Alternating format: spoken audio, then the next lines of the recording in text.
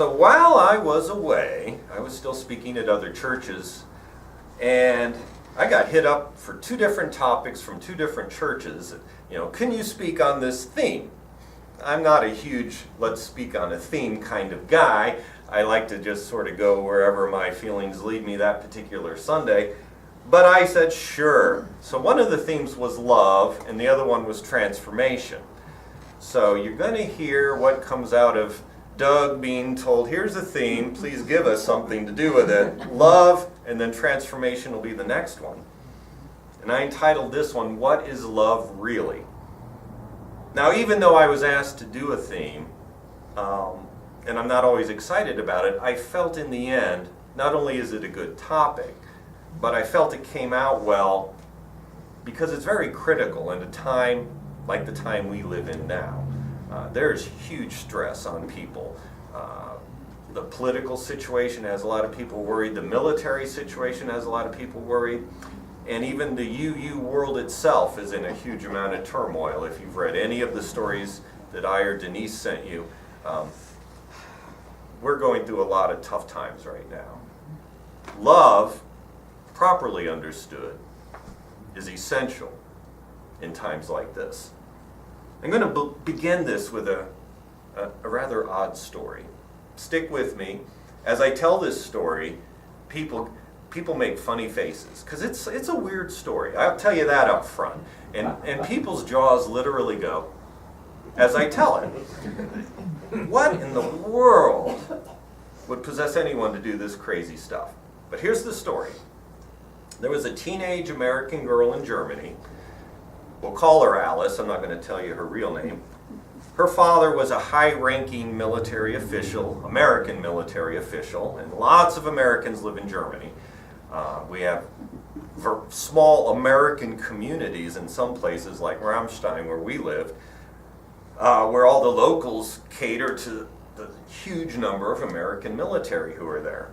So a lot of us, as we did, lived in a small German village, which is a wonderful experience. And Alice was able to do this, but something happened to Alice.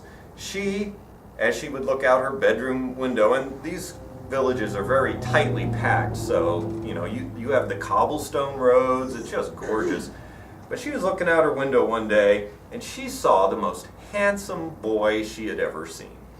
And she learned over time that his name was Hans.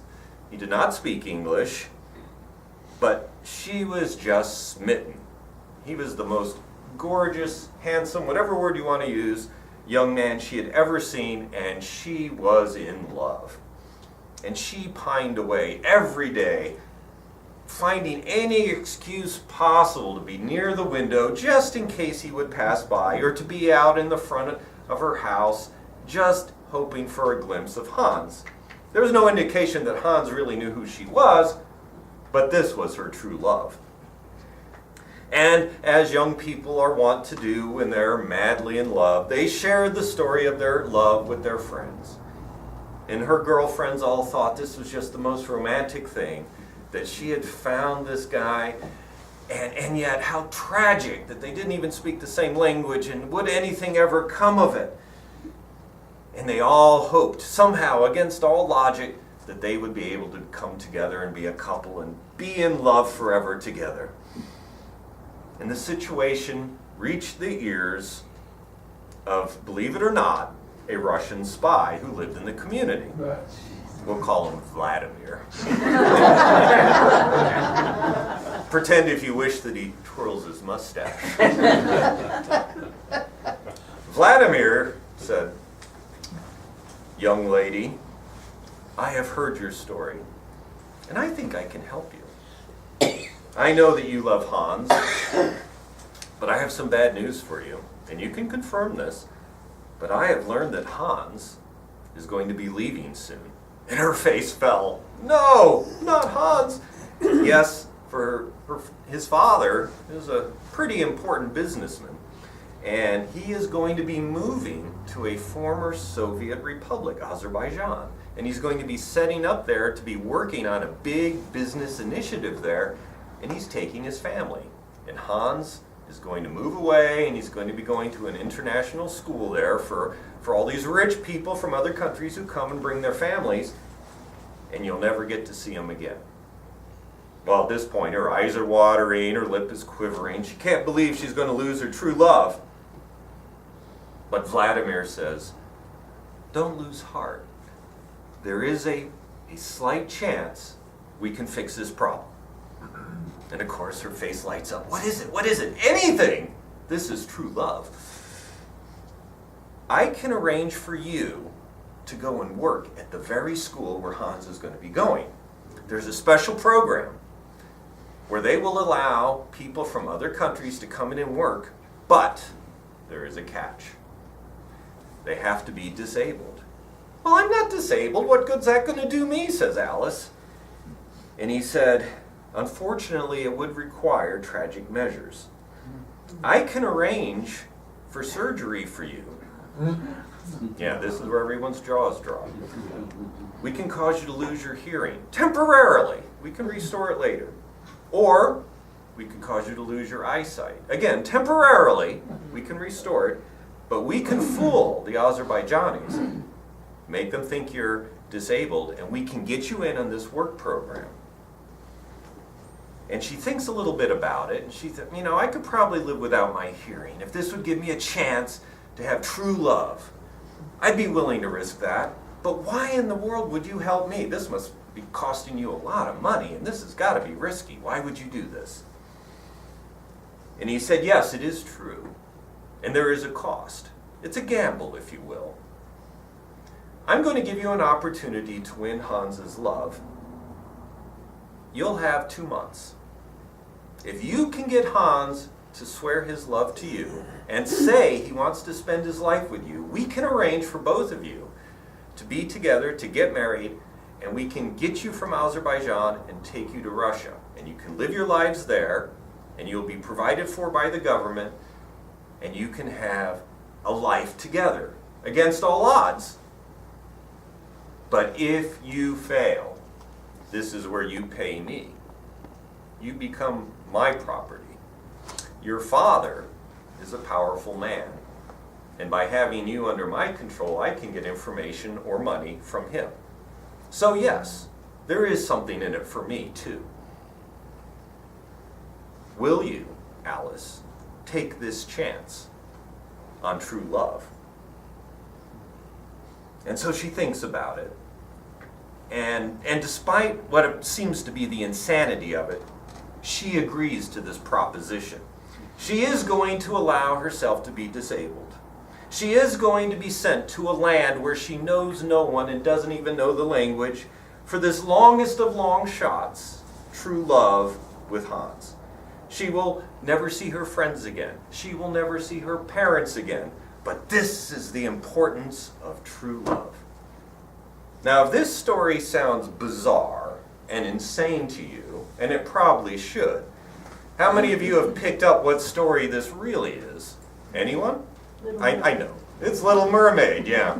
This is Disney's Little Mermaid. If you're not familiar with Disney's Little Mermaid, you've got this young girl who falls in love with a guy she doesn't know, who's not even the same species, because she's a mermaid. But she's willing to give up her tail, get legs, live on the land, forego everyone she knows for this guy she's never even spoken to because it's true love. This is what we teach our children about love. And it's hardly surprising we have these weird, bizarre conceptions of what it is to be married when people go into marriage thinking that this sort of stuff is what love's all about, and then their marriages fall apart down the road because we give them all these crazy ideas. Now, it's not just Disney that does this. I remember a show, and I could not tell you what the show was, but there's this guy, and he sees this beautiful woman, and he immediately falls in love with her, and lo and behold, he finds out that she loves opera. And of course, he hates opera. But he's going to pretend he loves opera so he can get a date with this woman. Now, why wouldn't you find a woman who had interests that you shared instead of, well, I'm going to pretend to love something I absolutely detest because, well, this is a great sitcom setup maybe, but that's stupid. Let's be blunt about it. That's stupid. If you're going to actually try to develop a relationship with someone, why would you start it off with a massive lie about loving something you hate just because you know it's something they like? That's just bizarrely unhealthy. That's how you, and how many times have you seen things like this in movies and TV shows and stories where it all begins with a lie, a little lie, so you can start a relationship. Well, you don't build good relationships on lies. So what is love? I've given you some good ideas of what love isn't. I'm going to give you a couple of different backgrounds, definitions, languages that deal with love. The first one is Greek. The New Testament is written in Greek, and there's a lot of emphasis on a couple different types of love in the New Testament. And I know this, it was emphasized many times in my upbringing, and it does help to illustrate different perspectives of what love is. The first word is eros, from which you get the word erotic. And this is erotic love, physical love, usually presented as something that's self-centered. What kind of pleasure, what kind of weal or goodness or whatever can I get out of a relationship? And it usually has to do with physical pleasure or arousal or attraction to someone who's physically beautiful. And eroticism is generally considered acceptable if you're married. In the New Testament, that is, a man and a wife can have erotic love, but no one else can. At that point, it becomes evil and corrupted and vile. Only between a man and a woman who are married, otherwise eroticism becomes a sin. And for some, even eroticism within marriage was considered sinful, depending on which particular branch of Christianity you're in. And sometimes sex was only allowed if you're actually trying to have a baby, and if you're not, then it's sinful for you too. And it's hardly surprising people have bizarre sexual hang-ups considering the upbringings in some of these religions. But another type of love in the New Testament is phileo, from which the word Philadelphia comes, the city of brotherly love. This is the idea of a companionable love, brotherly love, sisterly love, fondness, good friends. Happiness is desired for all. It's not self-centered. It's an idea of, can we be happy together? And it doesn't involve eroticism, but rather a desire for goodwill, for good outcomes, and it's mutual, and it's companionable would be a good way to put it. Then you have a third type of love, agape. This is a totally unselfish love. It gives without expectation of receiving anything. So rather than being self-centered or us-centered, it's all other-centered, it's you-centered. If I'm practicing agape love, I'm not thinking about me at all, only about your benefit. It is unconditional, it loves others rather than oneself, and this is usually held up as the expectation of Christians. And it is a very difficult thing to achieve, a very difficult type of love. And it ignores your own needs, by the way. And that's probably the problem, in my mind, is that true love needs to be balanced. But agape love is this idea of focusing on others to the even detriment of yourself. Now go back to the story of the Little Mermaid. You have Ariel. Her love is eros. It's self-centered. It's all physical. She hasn't even spoken to the guy. Her father's love, who's willing to give himself up to the evil sea witch, and he gets turned into a little slug creature. His love is agape. Doesn't care about himself, only cares about his daughter and freeing his daughter. Ariel had no idea what true love was. Her father did. So if there's any redeeming part of the story of the Little Mermaid, it's what her father was willing to do. That usually gets lost in the whole broader perspective of the picture. But that's where the true definition of love occurs. Buddhism gives you some different categories of love. And the words I'm going to be using are from the language Pali, the language used at the time of the Buddha. And there's 4 words. The first one is metta. This is loving kindness, wishing goodwill to all. Then you have karuna, which is compassion or empathy. This is our response to suffering or anguish when other people are distraught, either in painful suffering, mental suffering, emotional suffering. You have compassion and empathy for them. Mudita, the third type, is pleasure in the good fortune of others. Now think about that one for a minute. How many times can you hear that somebody else has had great good fortune and you actually take pleasure in that? It's not a matter of, well, someone else had, we'll use the lottery as an example, although when you win the lottery, usually bad things happen. Let's pretend you won the lottery, you get a lot of money, and you're wise, and people aren't trying to rip you off, and that helps out. Well, if you hear that a friend has won the lottery, can you think to yourself, that is just wonderful for them. That is great. I am happy and delighted that they got that, without in the back of your mind thinking, maybe I'll get a piece of that money. Okay? Because it always comes back to us, doesn't it? Can you simply take pleasure in the good fortune of someone else without thinking, I wish that had happened to me, or hopefully this somehow benefits me too? Mudita says, I can do that. I can simply be delighted that someone else has had good fortune. And finally, upekkha, which is equanimity. Equanimity, the idea that all people should be valued equally. All people. Even the people that you most dislike, the people who are most harmful that you know. This brings to mind the Universalist belief that all people would be saved. Historically, the Universalists said, no one's going to be in hell for all eternity suffering, because that is not the nature of a good, loving God. And furthermore, we're all in this together. That's sort of what universalism is defined as today. We're all in this together.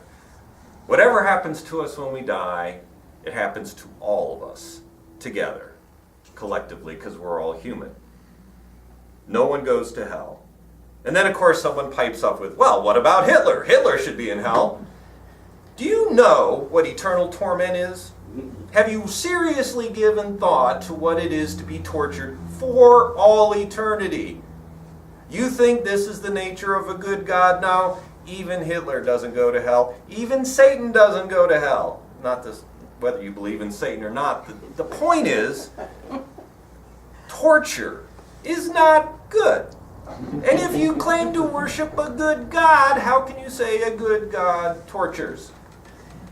It is so basic, it drives me mad. If nothing else happened over my 7-month sabbatical, it was the fact that I'm surrounded by people who think, in this community and many others, that it's okay to worship a God that's going to torture billions of people for all eternity. No, that defies logic. It defies common sense. And I still wrestle with how to respond to living in a world where so many people think their God is going to torture people, and they're okay with that. Upekkha is the exact opposite. All people are valued equally.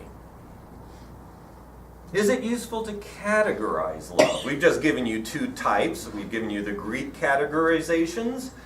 We've given you the Buddhist.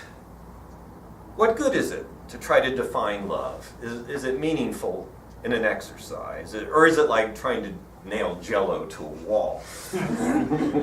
Like so many things in Unitarian Universalism. And sometimes love is even used to divide people. I've mentioned this, I think, here. I've certainly mentioned it at other churches in my sabbatical speaking, but we have this movement within Unitarian Universalism called standing on the side of love, which immediately divides us into two groups, those who are standing on the side of love and those who aren't. And we're the good people because we're on the side of love. And if you disagree with us on anything and you're over here, well, what side are you on? If we're on the side of love, you're on the side of fill in the blank, but it ain't love. We don't have that right to say that. I think we need to be more humble. We fight for the things we think are important. We take the stands on the social issues we think are important. But I can assure you, the people on the other side think they're standing on the side of love too. We're not the owners of love. Everyone has love in their own way, and everyone has hate in their own way. And of all the phrases we could be using to fight for social justice issues, I think that one was poorly chosen for that reason. Especially, as I try to be a good Buddhist, you don't want to be dualistic. You don't want to say us and them. You don't want to say good and bad, and we're on the good side and they're on the bad side. You don't want to say we're on the side of love and they're not. That dualism ignores the complexities of the real world.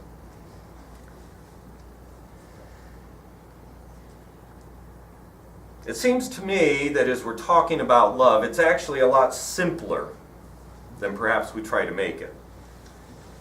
First of all, love can be broadly defined as simply the actions we perform when we show that we care about somebody else, we're trying to protect them, we're trying to live humanely, we seek not to cause harm or suffering, we seek to alleviate harm or suffering. When you simply get up off your chair and go out and do something to help somebody, that is an action of love. Whatever else people may want to call it, if you're doing it out of the motivation of caring about somebody else, that is love. That's true love. Not the crazy feelings of young people who fall in love when they see someone and we have this love at first sight thing. That's not love. What love is an action, the doing. It's deliberate. Sometimes it goes against what you want to do because you're tired and worn out and disheartened, but you care and you get up and do it. That's love.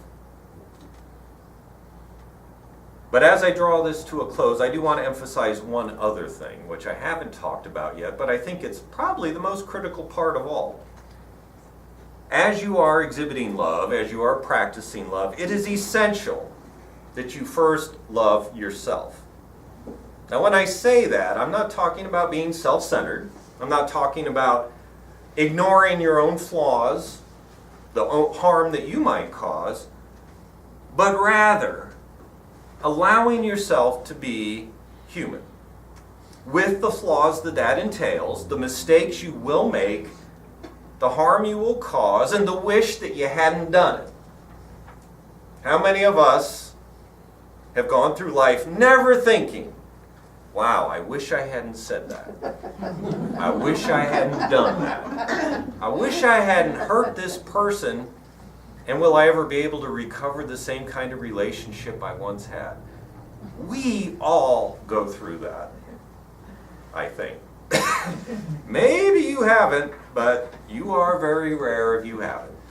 For the rest of us, it's easy to descend into self-loathing, self-criticism, and self-hatred. And it's possible to have an unhealthy focus on only caring about others and forgetting about your own needs. Don't do that. Don't burn yourself out.